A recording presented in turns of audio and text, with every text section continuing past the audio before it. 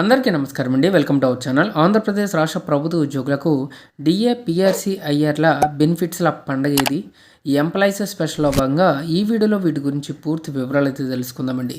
So ప్రతి సంక్రాంతికి ఉద్యోగులకి సంబంధించి పెండింగ్లో ఉన్నటువంటి డిఏ బకాయిలతో పాటుగా కొత్త పిఆర్సీకి సంబంధించి అప్డేట్స్ ఉంటాయి.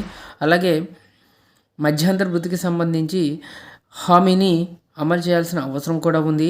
అయితే ఈ పండగ కూడా ఉద్యోగులకు కాస్త నిరాశ అయితే ఎదురైందండి. సో కొంచెం మాత్రమే బకాయిలను అయితే రిలీజ్ చేయడం జరిగింది. సో మొత్తం మీద వారి యొక్క పే స్కేల్స్ ప్రకారంగా ఒక్కో ఉద్యోగికి చాలా లక్షల్లో నష్టం అయితే వాటిల్లింది. ఉద్యోగులకు పండగ ఏది అని చెప్పేసి ఒక ఇంపార్టెంట్ అప్డేట్. ఒక డిఏ విడుదల చేసినట్లుగా చంద్రబాబు సర్కార్ హడావిడి, పోలీసులకు ఒక సరెండర్ లీవ్ బకాయిలు ఇచ్చినట్లుగా ప్రచారం. కానీ ఇప్పటివరకు ఏ ఒక్క ఉద్యోగి ఖాతాలోనూ పైసా జమ కాలేదు. సీఎం చంద్రబాబు గారి వంచనపై ఉద్యోగ వర్గాల్లో తీవ్ర ఆగ్రహం అయితే వస్తుంది. సంక్రాంతికి తీపి గారు అంటూ దానికి ఎగనామం. 4 డిఏలు స్టిల్ పెండింగ్. ఒకదాన్ని 3 విడతల్లో ఇస్తామని 3 నెలల క్రితం చంద్రబాబు గారి ప్రకటన. అందులో ఒకటి ఇప్పుడు పండగ కానుకట. అది పడలేదని ఉద్యోగులు గగ్గోలు. సో పోలీసులకు బకాయిగా ఉన్నటువంటి 2 సరెండర్ లీవ్లు ఒకటి ఇచ్చామని గొప్పలు, తమ ఖాతాల్లో జమ కాలేదంటున్న పోలీసులు. ఉద్యోగులకు ఎన్నికల్లో ఇచ్చిన హామీలన్నింటినీ బాబు తూట్లు. IR, PRC వాగ్దానాలన్నీ బుట్టదాగలు. 5 ఏళ్లలో 11 డిఏలు ఇచ్చిన వైఎస్ జగన్ ప్రభుత్వం. చంద్రబాబు హయాంలో డిఏల కోసం పడిగాపులు. మొత్తం బకాయిలు సుమారు 35,000 కోట్లు. వాటిపై ఆశలు వదిలేసుకోవాల్సిందేనా అని చెప్పేసి ఉద్యోగులు ఇక్కడ ఆందోళన అయితే చెందుతున్నారు. కానుకలు కాదు మాయ. వైఎస్ జగన్ 2019లో అధికారంలోకి రాగానే హామీ ప్రకారంగా 10 రోజుల్లోగా 27%తో ఐఆర్ ఇచ్చారు. చంద్రబాబు సర్కార్ 2024 ఎన్నికల్లో అనేక వాగ్దానాలు చేశారు. గెలిచాక వాటిని పట్టించుకోవడం లేదు. ఉద్యోగుల ఆందోళన పెరిగిపోతూ ఉండడంతో ఏదో ఒక మాయ అయితే చేస్తున్నారు.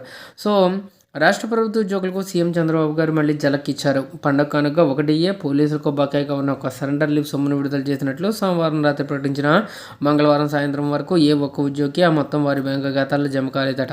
సో దీంతో అసలు జమ అవుతాయో లేదోనని వారు ఆందోళన అయితే చెందుతున్నారు. మరోవైపు బకాయిల విడుదలకు సంబంధించి ఇంకా అధికారిక ఉత్తర్వులు ఇవ్వలేదు.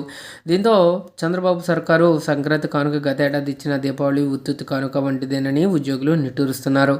ఇప్పుడు సంక్రాంతి కానుక ఇచ్చామని చెప్తున్న మొత్తం గత ఏడాది దీపావళి కానుక ఇవ్వాల్సి ఉంది. దీనిపై అప్పట్లో సీఎం గారు ఉద్యోగ సంఘ నాయకులతో సమావేశమై నానా హంగామా చేశారు. బకాయి ఉన్న 4 డిఏల్లో ఒకటి, పోలీసులకు పెండింగ్లో ఉన్న 2 సరెండర్ లీవ్లను 2 విడతలకు ఇస్తామని ప్రకటించారు.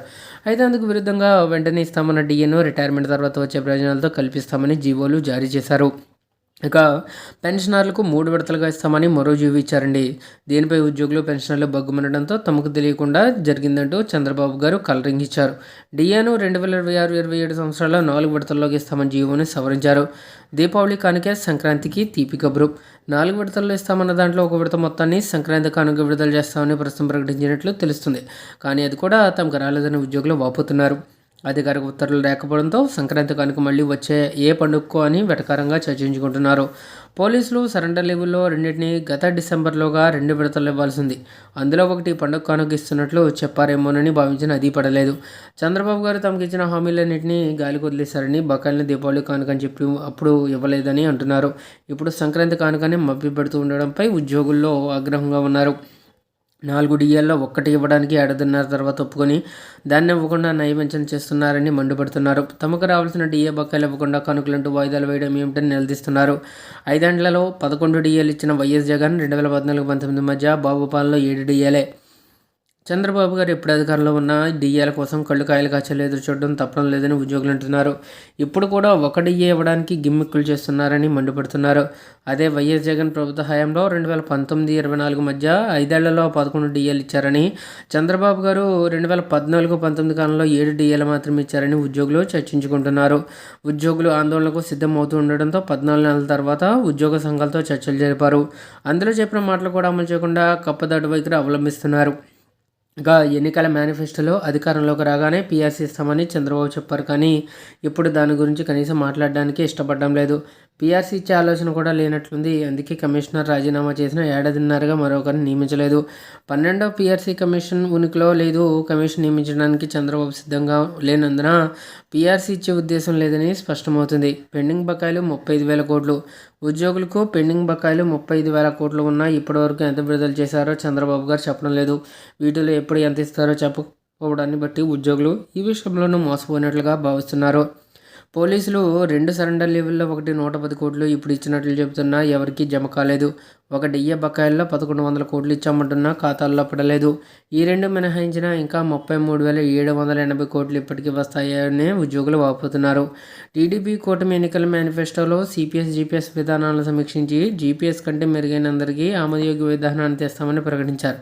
కానీ ఇంకా ఊసేత్తలేదు. ఇప్పుడు కూడా అందులో ఉన్న చిన్న చిన్న మెలుకును సాగుగా చూపుతూ మొత్తం వ్యవహారాన్ని పక్కన పెట్టేశారు. ఇక కాంట్రాక్ట్ ఉద్యోగులను రెగ్యులరైజేషన్ వైఎస్ జగన్ ప్రభుత్వం చట్టం చేయగా చంద్రబాబు దాన్ని తొంగలో తొక్కారు. ఒక్క ఉద్యోగిని కూడా క్రమబద్ధీకరించలేదు కాగా అవుట్సోర్సింగ్ ఉద్యోగాలపై పాత విధానాన్ని తెచ్చేందుకు ప్రయత్నిస్తూ ఆప్కాస్ను ఎత్తివేయడానికి సిద్ధం అవుతూ ఉండడంతో ఉద్యోగులు లబ్బోదిబ్బోమంటున్నారు. ఇక గ్రామ వార్డు సచివాలయ ఉద్యోగులను దారుణంగా వేధిస్తున్నారు. వారికి పండుగ నాడు తీపి గౌరవం చెబుతున్న మాటలు ప్రచారమేనని స్పష్టమవుతుంది.